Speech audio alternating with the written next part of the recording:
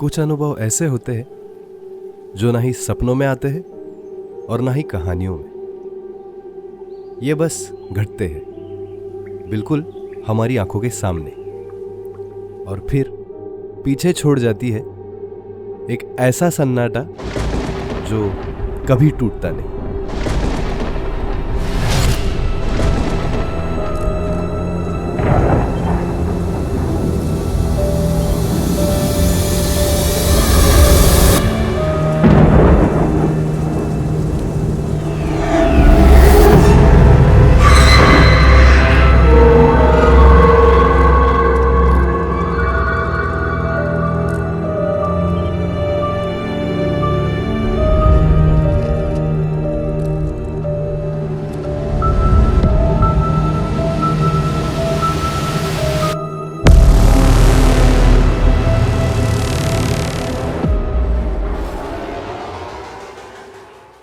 ये कहानी है एक सच्ची घटना जो शिमला में अक्सर कुछ लोगों के साथ हुई थी।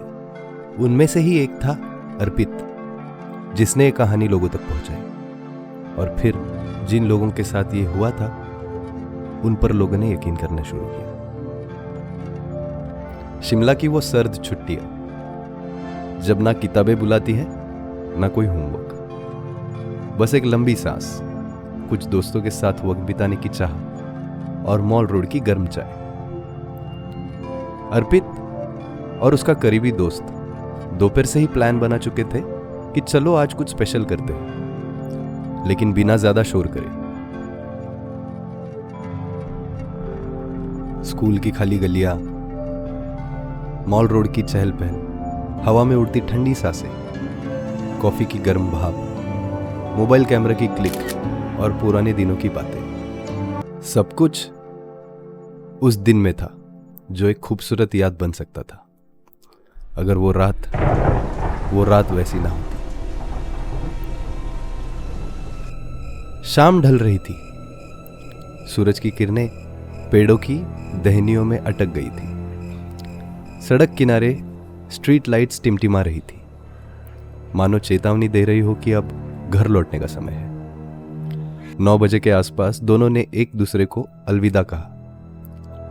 अर्पित का घर दूसरे छोर पर था, एक शांत इलाका, थोड़ा सुनसान लेकिन जाने पहचाने मोड़ से होने वाला रास्ता। वो अकेला था लेकिन घबराया नहीं। अकेलापन उसके लिए नया नहीं था, या शायद वो ऐसे सोचता था। थोड़ी ही दूर चला था कि आसमान से बूंदें गिरने लगी, हल्की हल्की बारिश, ऐसी बारिश जो छाता नहीं, बस एक भावनात्मक साथ मांगती है। सड़क सुनसान थी, सिर्फ कुछ टिमटिमाती स्ट्रीट लाइट्स और हिलते पेड़। तभी उसने देखा एक आदमी छाता लिए अर्पित से कुछ ही कदम आगे चल रहा था। उसे देखकर अर्पित को सुकून सा हुआ। शायद साथ मिल जाए, शायद डर थोड़ा कम लगे। अर्पित ने कदम तेज किए। सोच लिया था बस पूछेगा कि आप भी उधर ही जा रहे हैं। पर जैसे जैसे वो तेज चला, वो आदमी भी उतना ही तेज हो गया।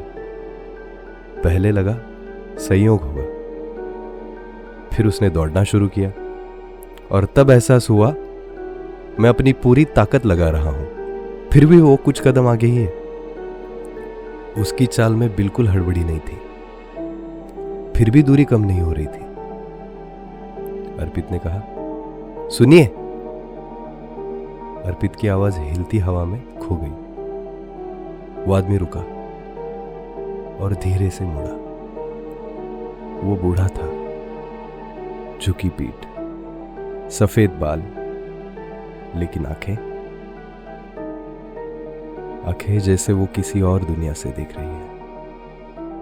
अर्पित को उसका चेहरा याद नहीं, बस वो महसूस होता है अब तक। एक पल के लिए उसने सोचा भाग जाए, पर पैर जैसे जमीन से चिपक गए थे। हवा एकदम शांत हो गई थी, सिर्फ बूंदों की आवाज और उसके दिल की धड़कन। वो आदमी फिर से चलने लगा। इस बार अर्पित ने चलने की हिम्मत नहीं की, लेकिन जैसे ही उसने 2 कदम लिए वो भी धीमा पड़ गया। अर्पित रुका, वो भी रुक गया। अब ये कोई संयोग नहीं था। अर्पित के शरीर में डर नहीं, लेकिन उसके शरीर में ऐसा लग रहा था कि कुछ अटक गया है। वो चाहकर भी अपने हाथ पैर नहीं हिला पा रहा था, जैसे पूरी तरह सख्त हो गया, जैसे उसका खुद पर कंट्रोल नहीं रहा। वो सोचने लगा, क्या ये मेरी कल्पना है, या मैं अब सच और भ्रम में फर्क नहीं कर पा रहा। यही डर सबसे खतरनाक होता है, जब आप अपने ही दिमाग पर भरोसा खो देते हैं।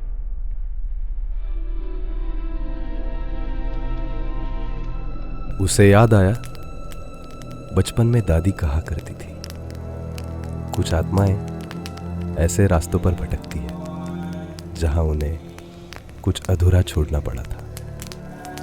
तब अर्पित हंस देता था, पर उस रात वो हंसी कहीं खो गई थी। तभी पीछे से एक सायरन चीखती हुई आई। एक पुलिस जीप ने ब्रेक मारे। रुकिए बेटा, आप इतनी रात को यहां क्या कर रहे हो? अर्पित कांपते हुए बोला।